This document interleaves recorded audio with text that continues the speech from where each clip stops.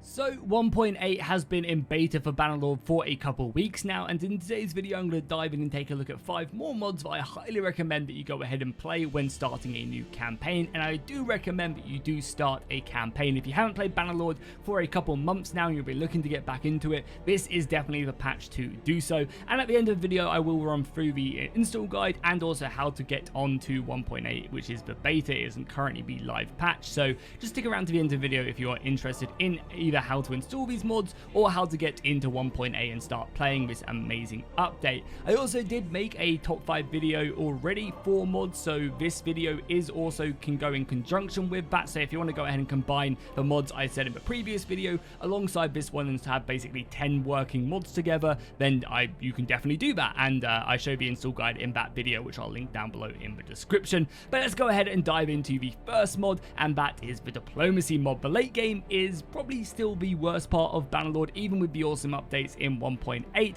However, diplomacy goes a long way in fixing that by adding in tons and tons of flavor with alliances, non-aggression packs, and tons of other stuff. So as you can see, if you spend gold and influence, you can go ahead and form non-aggression packs. You also have to go ahead and meet the right criteria. So right now I'm actually kind of close to going ahead. Oh no, actually I'm very, very far away from doing it. You need to go ahead and have 100 score, and this score can be affected by your relationship with the leader, the kind of tendencies between your nations. Are you aggressive? The sizes of your factions and kingdoms. Who else we're at war with? If we were both at war with Britannia, then that'd be completely different, and so on and so on. Each of them factors go ahead and kind of rely on one another, and they help to build towards the alliances. So you will now see factions forming alliances if they're both fighting, for example, the Kuzites, and they both like one another. Then it's quite likely they will form a non-aggression pact, and then later on they will form an alliance. This is a really cool mod. I absolutely love it. It goes ahead and adds that little bit of flavor. A lot of people really want diplomacy in the game, and hopefully that is something Tailworlds will add, because it will definitely make the late game pretty interesting. But not only that, this mod does also add factions, so you can now form independence factions and factions to overthrow your current lead to go ahead and appoint another one. You will need the other clans in your faction to go ahead and actually support you, so again, getting relationship with them is going to be super important for that. And there's actually a really cool mod that's not on this list called Battle Bodies, which you could probably get, which means when you fight battles with people, you gain relations with them. So that could be a really good mod to go ahead and hold in conjunction with that. So there you go. That's a bonus number 6 mod right there. But yeah, again, being able to form factions is awesome. I can't actually show you because I'm currently the head of my faction, so I can't form an independence faction against myself, unfortunately. Again, one of the awesome things about this mod as well is that all this stuff is going ahead and can be changed up. So if you go to the diplomacy, go to your mod options, diplomacy right here, you can adjust all of this. If you want, for example, wars to last way longer, you can go ahead and do that by adjusting the minimum war duration to 100 days. I think it starts off at 50 days, but you can go ahead and change that and make it into 200 days. If you want these really long drawn out wars where one faction kind of overthrows the other one, especially with the aggression of the AI being massively bumped in 1.8, you can do that. If you want to reduce the time or extend the time that wars can be declared after one another, you can do that. You can basically kind of change the length of alliances, the length of non-aggression packs. You can go in and basically adjust all of this. You can change war exhaustion, which affects how long wars do go off and what side goes ahead and falls. If you want to go ahead and make it so that a faction who maybe gets raided a lot is way more likely to make peace, then you can do that. Like, that's one of the really awesome things about this mod, is that you can basically adjust everything. You can also adjust the costs as well. So if you kind of think something is really cheap and should be way more expensive, you can change that so it costs more gold or influence to do. And the final feature in this mod, which is just such an awesome thing to do, is the messenger system. So now what you can go ahead and do is you can go ahead and send a messenger to anybody in Calradia for 100 gold. Again, you can adjust this to 2,000, 5,000, whatever you want to adjust it to, you can do it. Basically, I can now click this button and one of my messengers will go out and I'll start a conversation with this person. It will normally take around about 3 to 4 days to do so, depending on where they are in Calradia. But this is an amazing mod. Too often have I spent many hours just roaming around trying to find someone, whereas now you can just send a messenger. I am the leader of this kingdom, I shouldn't have to go and find this person manually, and it's really nice, especially for convincing clans to join you as well, because because yeah, trying to find the clan leader as you roam around is super frustrating, whereas now you can just send a few messengers out to go ahead and talk to them and try and get them that way, which is really nice. So that's Diplomacy. That is probably one of my top favorite mods. Definitely recommend checking it out for sure. Okay, so the next mod, and this mod is such a must use. I don't think I use it. I don't think I don't use it in any of my campaigns because it's just so nice and should be in the base game hands down. And this is the party enhanced screen. My god, is this mod amazing. So basically what this mod does is it goes ahead and allows you to sort out your army in such a nice and aesthetically pleasing way. You can go ahead and, so the way I've currently got it sorted is I've got it sorted by my unit type.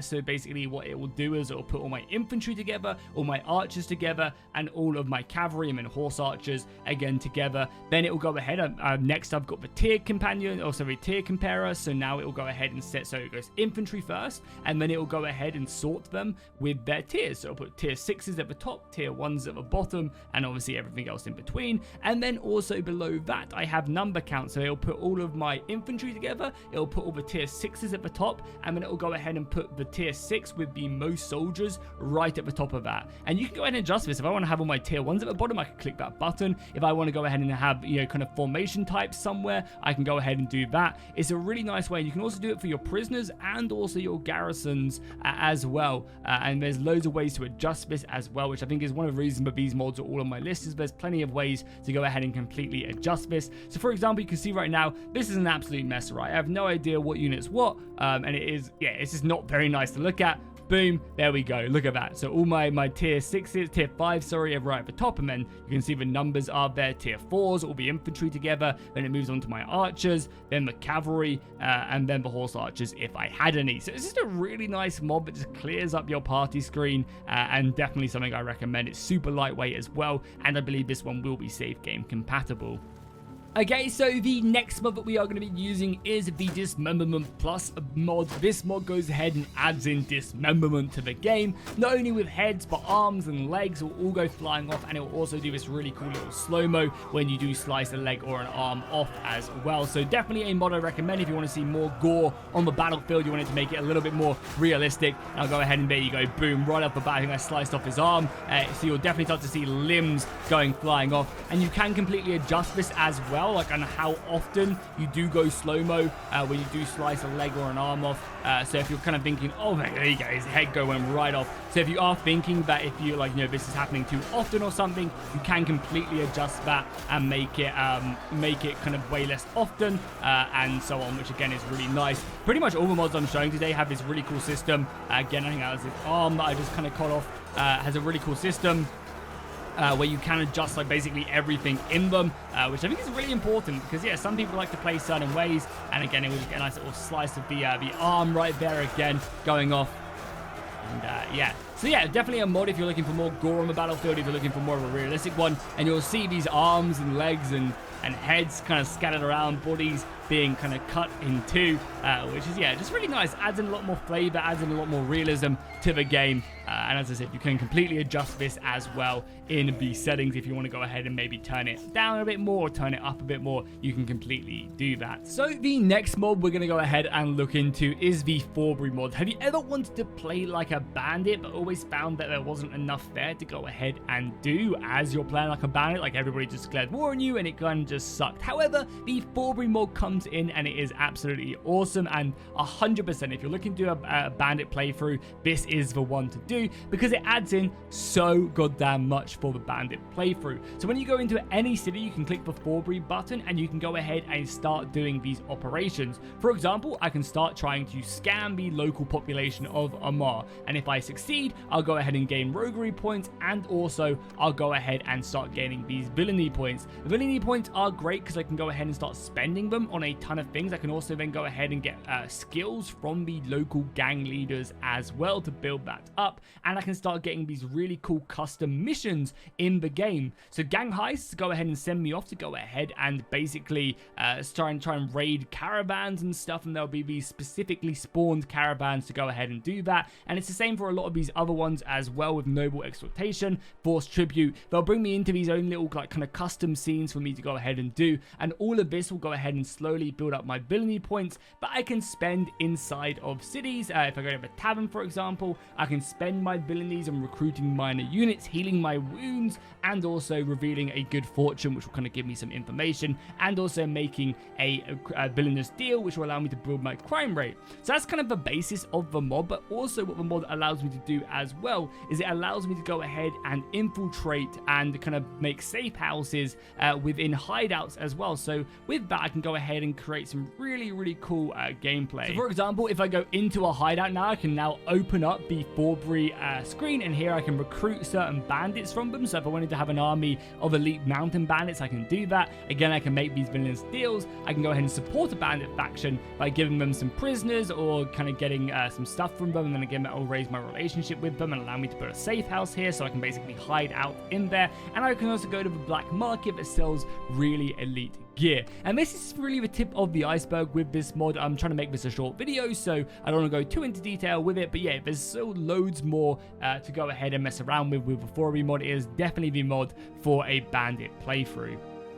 Okay, so the next mod that we're going to be taking a look at today is going to be the Spear Rework mod. This mod does wonders for spear combat in the game and actually makes the spear a deadly weapon, much like it was in history. It removes a lot of the issues around the vanilla Bannerlord, where your spear gets constantly stuck on the enemy. It does no damage at close range. It removes all of that and makes, yeah, as I said, makes the spear a deadly weapon. It's kind of hard to go ahead and kind of show you guys exactly how good it is. It's kind of more of a mod where you just have to play with it, and then you're like, oh god damn, the spear is actually a good weapon now. But I'll try my best to go ahead and show you guys.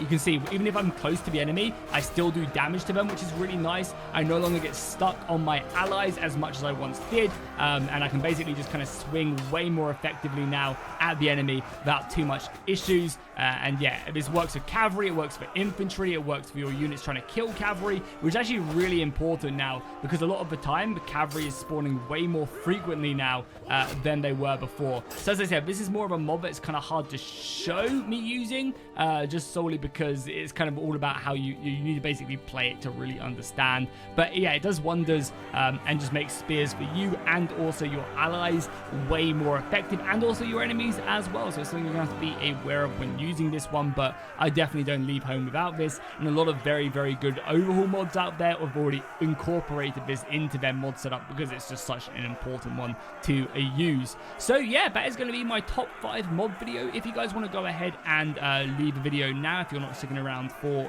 the install guide, please do go and drop a like and a comment down below. I really do appreciate it. It really helps out, especially with kind of the drop off of people kind of going off now if they're not watching the install guide. But let's move on to that now. Obviously drop a like and a comment if you haven't already, and I will go ahead and show you guys how to install the mods. So no need to fret if you are new to modding, no need to worry. It is really simple, and when you do get kind of used to it, it becomes second nature to you. So you want to go ahead and make sure that you are on the latest version of Bannerlord, or on the beta version of Bannerlord, and to do so all you have to do is go ahead and right click on your Bannerlord, go down to properties, go down to betas, and find 1.8.0, which is normally down here at the bottom. If you ever want to return to the previous version of Bannerlord or the current kind of live version of Bannerlord, you go ahead and click the version or the version that you want to go back to right here in the list. However, we do want to be on 1.8 because that is the beta version that we are currently modding. So once you've done that, you're going to want to go ahead and click all the links down below in the description to open up the mods that I have gone ahead and laid out in today's video. And then it's really easy. What you're going to want to do is go down to files and find the 1.8 version. It's really important that you download the right version of the mod for the Bannerlord version you're modding, otherwise your game will crash. A lot of the time, if you're not paying attention here, then your game most likely won't work. So find the 1.8 version, then click manually download, go down to slow download, click slow download, and that will go ahead and start. Same for the party enhanced screen, find the 1.8 version, not the 1.7.2 version, so 1.8, click manually download, click the slow download, and go from there. Dismemberment Plus, exactly the same, go to files, find the 1.8 version, click manually download, and it will pop up with additional files. Now make sure you go ahead and download all of these as well in the same way we're doing, which is super simple. Just go ahead and control click on each and every one of these mods, then go to the top of your tabs, click on them, go to the files, find the 1.8 version, manually download, and then also slow. Again, we're downloading Harmony already, so you can go ahead and just ignore that, click download, go to slow, download it, go to Harmony. Harmony is kind of a mod that works in Harmony with Bannerlord, I guess, throughout the version, so it doesn't say 1.8, but just download the latest version and you should be good. The mod config, we'll go click here and we'll find the 1.8 version, which is down there. Make sure you download that. The UI extension, go to files, download the 1.8 version, which you find right there, and then you're good. Then you've got all them 4 mods, which is really, really important. Then with fourberi, again, exactly the same. Go to files, find the 1.8 version, manually download and get that installed. And then finally, diplomacy. You guys guessed it, find the 1.8 version, click manually download. Again, we've already downloaded these, so no need to do it twice, and click download. Okay, so now you've got all of your, 9 mods downloaded, including Harmony and then mods. Then you're going to want to go ahead and find out basically where you put them, and it's really easy. All you have to do is right click on your Bannerlord, go down to manage and click browse local files. This will pop up this screen right here and basically show you your Bannerlord file in Steam. Then you're going to go into modules, and then it's super simple. All you have to do is go ahead and open up the files that you downloaded with WinRAR or 7-zip or whatever unzipper you're using, and then click module and then go ahead and drag and drop them in. Again, I've already got these installed, but so it'll come up with this. It should just drag and drop in if you haven't already got them. If you do already have them installed, I recommend deleting them and doing a fresh install. Again, it will be the same. Not every mod will go ahead and say module. If it does say module, you're going to want to go ahead and click into it and then drag and drop them in directly into your module folder. But again, a lot of the mods will just kind of come up like this and allow you to drag and drop them in like so. Again, you shouldn't have to worry about the replace because it shouldn't be there. It's just because I already have it in there. And you do that for every single one of the 9 mods that you've just downloaded. Now that you've got all them mods nice and cozy in your module folder in Bannerlord, just go ahead and click play. This will load up the launcher of your game, and you're going to want to make sure that you have these set up like this. So make sure that you have Harmony, Butterlib, the UI extension, and mod config above native and in this order. Your load order is pretty important with regards to these mods because they all require one another to actually work. So yeah, make sure that they are above the native and the rest of the Tailworld's files. And then right down here at the bottom, I'm pretty sure none of these mods require a certain load order because none of them work kind of like in conjunction with one another. They're all kind of separate entities, so you can go ahead and just stick them in here, but again, use my load order if you are a bit nervous. And as I said, they should all work with the realistic battle mob, the serve as a soldier, my little war band, bandit militia, better time, and the RTS camera. I don't think there's any issues with them, so if you want to combine it with my previous mod list, you can completely do that, and yeah, have a pretty nice setup. I would say this is a pretty good little mod list right here that is definitely worth using. The only issue is RTS camera might have a little bit of an issue with the speed up and slow down mechanics because of Dismemberment Plus, so you wouldn't be able to speed up time with RTS camera because Dismemberment kind of messes with that, but you shouldn't run into any crashes, I can't imagine. And yeah, you just go ahead and click play game and you dive into the game and everything should work. You should load up perfectly, and you should be good to go. So yeah, if you guys found this useful, make sure you drop a like and a comment down below. It really does help out the channel. Obviously, let me know if there's any mods I missed off this list, and I'll see you guys in the next one.